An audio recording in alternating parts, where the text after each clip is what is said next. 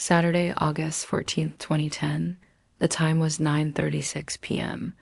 My name is Daniel. I've never been the type to share my personal life with strangers, but there's one night that has stayed with me for years. It happened on a small stretch of rocky coastline in Maine, where the sea crashes against jagged cliffs and fog rolls in so thick you can barely see your hand in front of your face. I wasn't alone that night. My friend Claire was with me, someone I trusted more than anyone. We thought we were chasing an adventure, exploring something forgotten. What we found inside that lighthouse still haunts me. This is the story of the lighthouse that guides no one. It started as a spontaneous road trip. Claire and I had been driving along the coast, looking for hidden beaches and small towns to explore. Around sunset, we pulled into a quiet fishing village. The place felt frozen in time wooden houses with peeling paint, old boats tied up along the dock, and just a handful of locals who barely looked at us as we passed. Claire had always been fascinated by abandoned places, and it didn't take long before she spotted the outline of a lighthouse farther down the coast.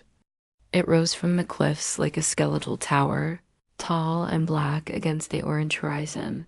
"I've read about this one," she said, her voice filled with excitement. "They call it the Ashwick Lighthouse. Supposedly, it's been out of service for decades.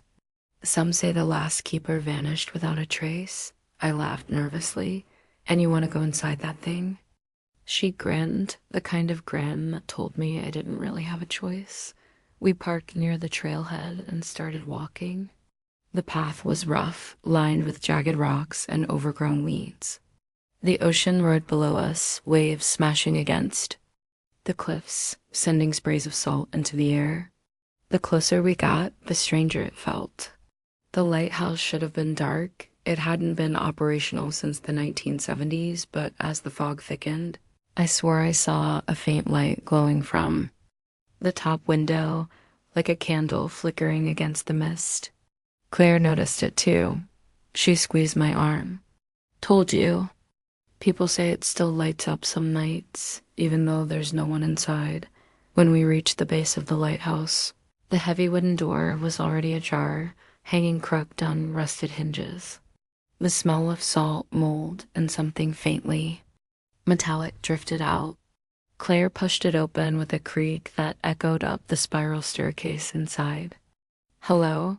she called out, her voice bouncing off the stone walls. No answer, only the distant sound of waves crashing below. We stepped inside. The floor was covered in sand and seaweed, as if the ocean itself had crept in to claim the place. The air was damp, heavy, almost suffocating.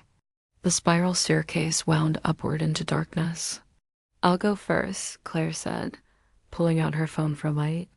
I followed reluctantly, every step groaning under our weight. Halfway up, we noticed carvings scratched into the wall. They weren't just graffiti, they were words, dozens of them etched deep into the stone. Some were names, others were dates, but many were just desperate phrases like, "Don't follow the light." "She waits above. No one leaves." I shivered, running my fingers over one of the marks. The stone was cold, damp. "Probably just bored teenagers," I muttered, though my voice cracked. Claire didn't respond. She was staring upward, her light trembling slightly in her hand. At the top of the stairs, we stepped into what must have been the keeper's quarters. A single wooden table sat in the center, covered in dust and sea-stained papers. A broken lantern lay on its side. But the strangest thing was the journal. It was open as if someone had just left it there. The handwriting was messy, frantic. I leaned in to read. "The light no longer belongs to me. She comes at night, asking to be let in. I cannot leave. I cannot stop her." The last entry ended. Mid-sentence, the ink smeared. Claire's face had gone pale. "Dan, this is real." Before I could respond, a low thud echoed from somewhere above us. Against my better judgment, We climbed the final staircase to the lantern room. The glass windows were cracked and foggy, letting in only a pale sliver of moonlight.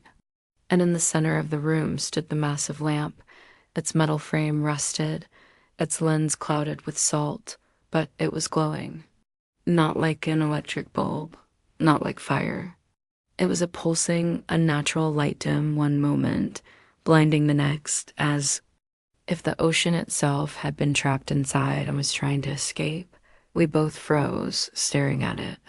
Then Claire whispered, almost to herself, "Do you hear that?" At first I thought it was the wind, but no, it was a voice. Faint, layered, like 100 whispers overlapping. It was coming from the light. Suddenly, Claire gasped and pointed. There was a figure in the corner of the room.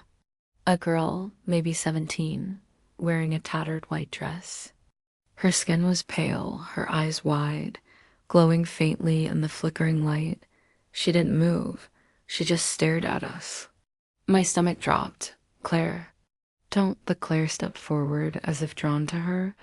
The girl's lips moved. I couldn't hear what she said, but Claire nodded like she understood. "Dan," Claire whispered. "She says she's trapped. She wants us to help her." Every instinct in my body screamed to get out. "We're leaving. Now." But the girl stepped into the light, and for a brief second, her face changed rotted, hollow-eyed, her mouth stretched unnaturally wide. She let out a piercing scream that shook the glass panes. The floor beneath just trembled. Dust rained from the ceiling. The light grew so bright it felt like fire burning into my eyes. I grabbed Claire's arm, dragging her toward the stairs. But the girl was suddenly there, blocking the doorway. Her hair whipped around her face as if caught in a storm, though the air in the room was still. "Don't leave me," she hissed, her voice echoing in a dozen tones. I shoved Claire ahead of me, forcing her down the staircase. The walls groaned, and somewhere below us, wood splintered. We barely made it outside before the entire lantern room above us shattered, glass and rusted metal crashing onto the rocks below. The light went out. We ran until the lighthouse was nothing but a shadow in the fog.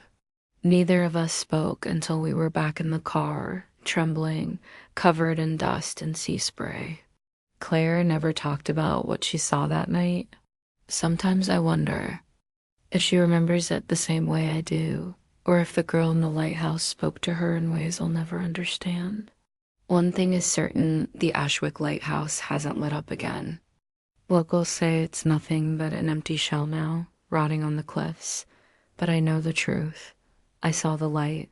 I saw the girl. And I know she's still waiting, because some lights aren't meant to guide you home. They're meant to keep you there.